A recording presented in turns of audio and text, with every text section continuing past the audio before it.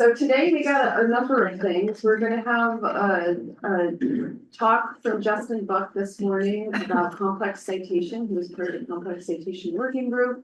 We've talked a lot about this issue of being able to trace a data product or a publication all the way back to the original data source and how we can develop some best practices or guidance for doing that as a community.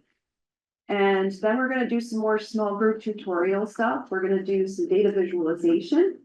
So we've got BGC Argo data visualization. We're going to play with ODB, WebODB for the spots time series. And we're also going to play around with Plotly and Dash, which is what Marina will be sharing today.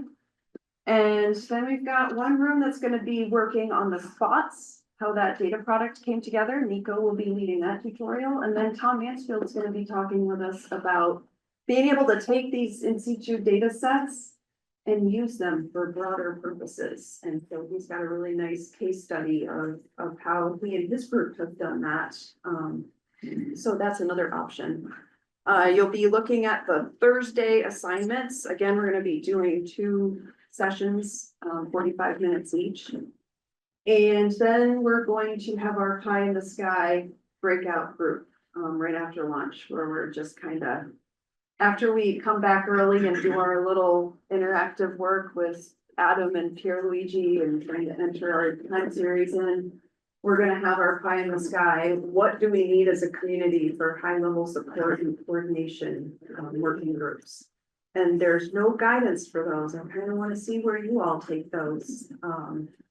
I've assigned note takers and leaders. You're free to change that up however you want to once you get into your groups. I just wanted to engage more of you in this process and take the heat off the leaders a little bit and let you all take ownership. And so looking forward to today's activities. Later on this evening, we're going to do an island barbecue back at Grotto Bay. And I am told that they're going to set that up down by the pool area. So if weather holds and it doesn't get too windy,